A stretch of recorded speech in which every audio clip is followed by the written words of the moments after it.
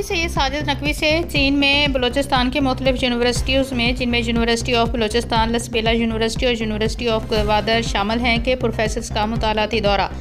इन professors ने Beijing, Shanghai का दौरा किया। चिंगकांग सो यूनिवर्सिटी के साथ MOU भी साइन किए गए। बीजिंग में पाक चीन इक़्तिसादी और सकाफ़ती सेमिनार मुनक्कद किया गया, जिसमें DG Benazir income support programme doctor Jalal Faiz ने कहा कि बलूचिस्तान के तालिब इल्मों का चीन में मुख्तलिफ कल्चर एक्सचेंज प्रोग्राम होना चाहिए ताकि बलूचिस्तान के तालिब इल्म इससे भरपूर फ़ायदा उठा सकें। डॉक्टर दौलत खान बलूचिस्तान यूनिवर्सिटी के प्रोफेसर ने कहा कि बलूचिस्तान यूनिवर्सिटी में चीनी ज़बान की ऑनलाइन क्लासेस भी होनी चाहिए और चीन की हुकूमत बलूचिस्तान के तालिब इल्मों को अपनी स्टडी के दौरान कम अज़ कम एक सेमेस्टर का स्कॉलरशिप प्रोग्राम देकर और हमारी यूनिवर्सिटी में एक डिपार्टमेंट की भी तमीर की जा सकती है।